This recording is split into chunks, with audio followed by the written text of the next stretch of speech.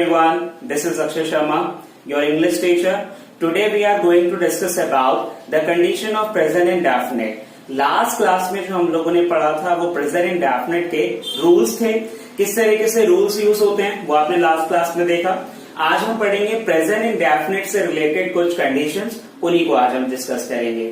तो सबसे पहले अगर हम देखें, मैं लिखा हुआ है कंडीशंस ऑफ प्रेजेंट इंडेफिनिट। तो आज हम ये पढ़ने वाले हैं कि जो प्रेजेंट इंडेफिनिट है ऐसी कौन सी कंडीशंस को फॉलो करता है जो हमेशा उसके साथ चलते ही चलते हैं। तो देखिए जरा फटाफट। तो सबसे पहले मैंने यहाँ पे लिखा हुआ है, सबसे पहली कंडीशन है हैबिचुअल एक्शन।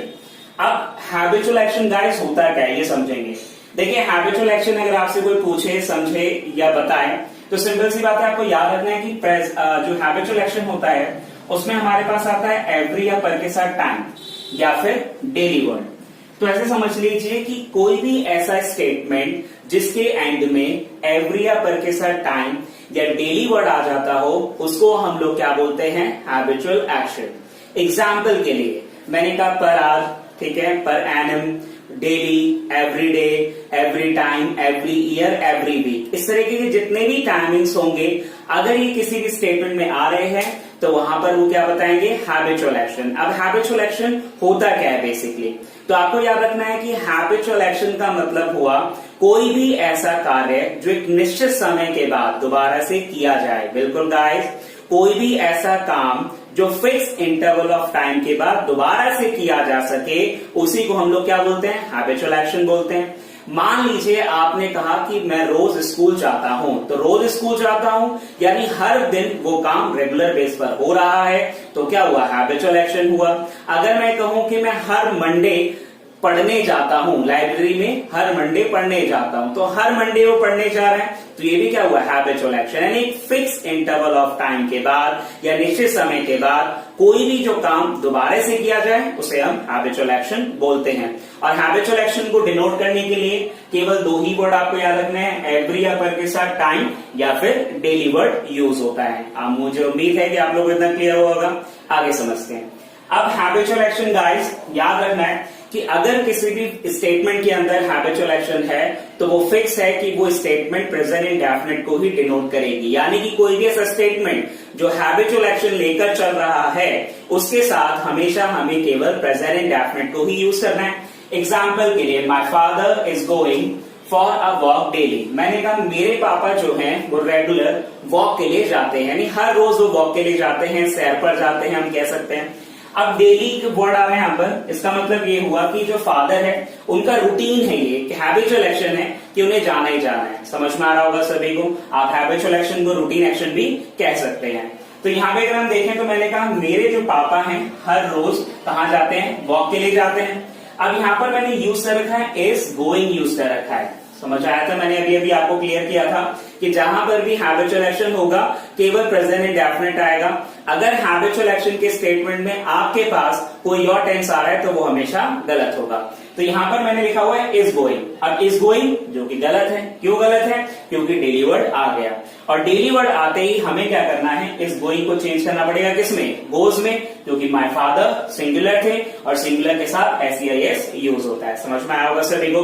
तो यहाँ पर गोज वर्ड यूज हो रहा है यानी कि स्टेटमेंट यहाँ पर अब सही बनी। इसी तरह से एक और एग्जाम्पल लेते हैं। मैंने कहा I am giving you 10,000 rupees every month, यानी हर महीने मैं तुम्हें 10,000 रुपए देता हूं। हर महीने दे रहा है गाइस, यानी एवरी के साथ क्या आ रहा है, टाइम आ रहा है। अब एवरी के साथ टाइम आ रहा है तो ये भी क्या बन गया आपका, हैबिचुअल एक्शन। और हैबिचुअल एक्शन बना इसलिए इस स्टेटमेंट के अंदर भी हम कौन सा टेंस फॉलो करेंगे, प्रेजेंट इंडेफिनिट फॉलो करेंगे।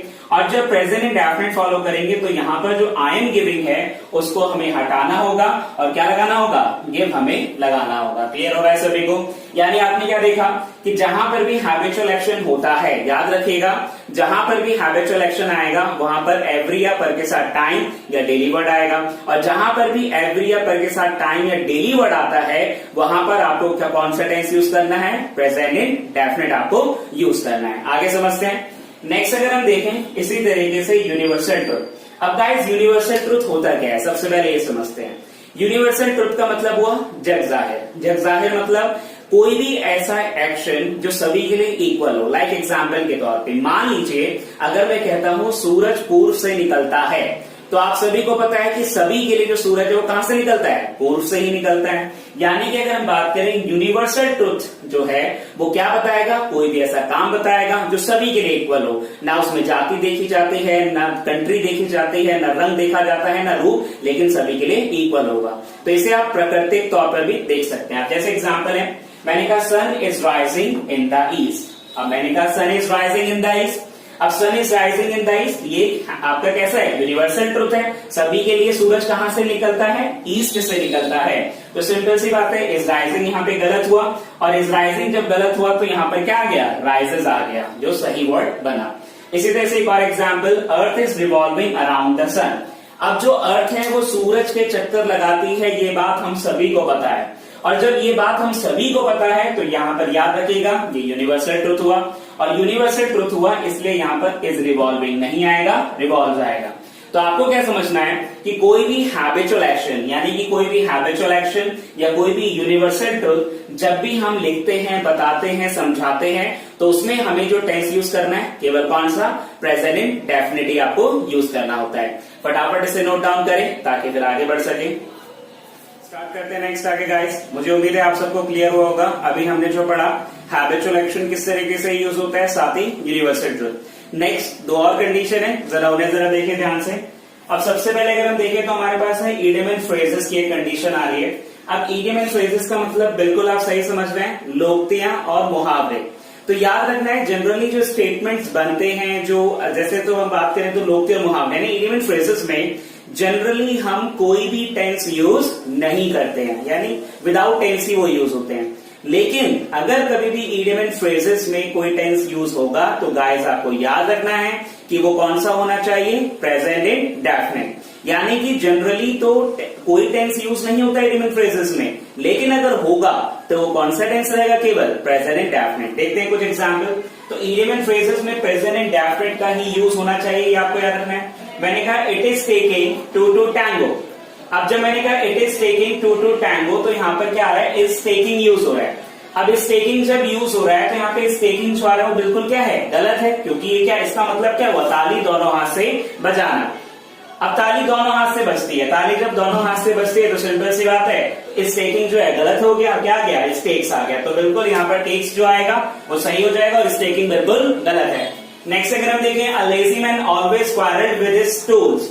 अब मैंने कहा a lazy man always quarrelled with his tools, तो क्वारल्ड वर्ड यूज हो रहा है, जबकि इसका मतलब होता है कि आलसी व्यक्ति हमेशा बहाने बनाता है, यानी जो आलसी व्यक्ति है वो हमेशा बहाने बनाएगा। एक एग्जाम्पल बना, तो क्वारल्ड जो है वो पास्ट इंडेफिनिट दिखा रहा है, जो बिल्कुल गलत है। क्वारल्ड की जगह क्या आएगा, क्वारल्स यूज हो जाएगा। तो a lazy man always quarrels with his tools, ये स्टेटमेंट आपका बनेगा। यानी कि जो क्वारल है, क्वारल की जगह आपका जो सही रहेगा वो क्या रहेगा, क्वारल्स आपका बिल्कुल सही रहेगा। नेक्स्ट अगर हम देखें एक्सक्लेमेटरी कंडीशंस। अब होता है क्या, एक्सक्लेमेटरी कंडीशंस मतलब भाववाचक वाक्य। तो भाववाचक वाक्य यानी कुछ ऐसे स्टेटमेंट कि अगर हम सडनली बोल रहे हैं तो उनके अंदर भी हम क्या यूज करते हैं, प्रेजेंट इंडेफिनिट यूज करते हैं। मैंने यहाँ पे लिखा हेयर अ टैक्सी कम्स, एक एग्जाम्पल लिया मैंने, हेयर अ टैक्सी कम्स। अब टैक्सी यहाँ पर क्या है, नाउन है, आपने देखा होगा टैक्सी यहाँ पे नाउन है और कम्स यहाँ पर क्या हुआ, वर्ब हुआ। हमें क्या याद रखना है कि जब भी कभी नाउन एंड वर्ब के केस में अगर हेयर एंड देयर वाला केस आएगा तो उसमें आपको रखना है वर्ब पहले रखना है और नाउन बाद में जाएगा।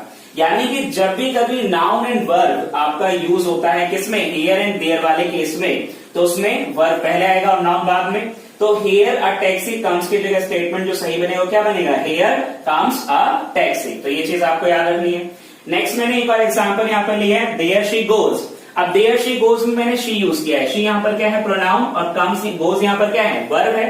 अब शी गोज लिखा हुआ है, प्रोनाउन है यहाँ पर शी और गोज यहाँ पर वर्ब है। तो आपको गाइस याद रखना है कि जब भी कभी प्रोनाउन एंड वर्ब का केस रहेगा तो पहले कौन आएगा, प्रोनाउन आएगा और बाद में कौन जाएगा, वर्ब जाएगा। इसका मतलब देयर शी गोज एक स्टेटमेंट जो है वो बिल्कुल सही है, इसमें कोई भी चेंज करने की हमें रिक्वायरमेंट नहीं है। तो याद रखिएगा कि इडियम एंड फ्रेजेस और एक्सक्लेमेटरी कंडीशंस ऐसी कंडीशंस है जिनको हम केवल और केवल प्रेजेंट इंडेफिनिट के साथ ही आपको फॉलो करना होता है, यानी कि इन्हें हम केवल प्रेजेंट इंडेफिनिट के साथ ही फॉलो कर सकते हैं। प्रेजेंट इंडेफिनिट के अलावा इनके अंदर कोई और टेंस यूज नहीं होगा। तो ये चीज बिल्कुल याद रखिएगा। फटाफट से इसे नोट डाउन करें, आगे बढ़ते हैं फिर इसके बाद। तो अभी तक हमने 4 रूल्स पढ़े। मुझे उम्मीद है कि वो सभी रूल्स आपको क्लियर हुए जो अभी तक हमने पढ़े। अब देखते हैं लास्ट रूल प्रेजेंट इंडेफिनिट का, यानी प्रेजेंट इंडेफिनिट की एक लास्ट कंडीशन हम लोग पढ़ने जा रहे हैं जो आपको याद रखनी है। बहुत इजी कंडीशन है गाइस। आपको याद रखना है कि अगर कभी भी, यानी कि ऐसे समझ लीजिए कुछ पर्टिकुलर वर्ब्स ऐसी होती हैं जिनके साथ हम केवल और केवल प्रेजेंट इंडेफिनिट को ही फॉलो करते हैं, यानी याद रखिएगा कि कुछ ऐसी वर्ब्स इंग्लिश में होती है जिनके साथ जनरली प्रेजेंट इंडेफिनिट को ही फॉलो किया जाता है। एग्जाम्पल अगर हम देखें यहाँ पर तो मैंने लिखा भी है, there are some verbs with which we generally use present indefinite in the sentences. अब कौन कौन सी वर्ब्स हैं? See, here, taste, feel, love, hate, allow, permit, resist, suggest, apply, order, request, marry, trust, believe, doubt, start, stop, know, touch and etc. तो याद रखिएगा ये कुछ पर्टिकुलर वर्ब्स हैं जिनके साथ हम यूज करते हैं प्रेजेंट इंडेफिनिट। अब एक एग्जांपल मैंने लिया हुआ है, आई एम लविंग यू। अब जैसा कि एग्जाम्पल आप देख रहे हैं, आई एम लविंग यू, जिसका कोई सेंस नहीं बन रहा है। क्यों नहीं बन रहा है? क्योंकि जो लव एक जो वर्ब है वो कहां पर आती है? प्रेजेंट इंडेफिनिट के साथ आनी चाहिए। मैंने अभी बताया कि ये कुछ ऐसी पर्टिकुलर वर्ब्स हैं जिनका यूज केवल और केवल प्रेजेंट इंडेफिनिट के साथ ही किया जाएगा। अब क्योंकि इनका यूज प्रेजेंट इंडेफिनिट के साथ ही करना है तो आपको याद रखना है यहाँ पर जो आई एम लविंग है वो पूरी तरीके से क्या है? गलत है, और आई एम लविंग की जगह क्या आना चाहिए? लव आना चाहिए। तो ये चीज बिल्कुल दिमाग में रखिएगा कि ये कुछ ऐसी पर्टिकुलर वर्ब्स हैं जिनके साथ हम जनरली प्रेजेंट इंडेफिनिट को ही फॉलो करते हैं। याद रखिए गाइस इस बात को। मुझे उम्मीद है कि आपको सारी चीजें एकदम अच्छे से समझ में आई होगी। हमने अभी तक प्रेजेंट इंडेफिनिट के रूल्स जो हमने लास्ट क्लास में डिस्कस किए थे, अभी आज हमने पढ़ा कंडीशंस। इसके अलावा आगे के टेंस भी नेक्स्ट सेशन में हम लोग जरूर पढ़ेंगे। मुझे उम्मीद है ये सेशन आपको बहुत अच्छा लगा होगा, अच्छे से क्लियर हुई होंगी सारी चीजें। कोई डाउट, कोई क्वेरी अगर आपकी है तो प्लीज कमेंट बॉक्स में कमेंट करके जरूर बताएं। मिलते हैं आप लोगों से नेक्स्ट सेशन में। Thanks to all, thanks to everyone.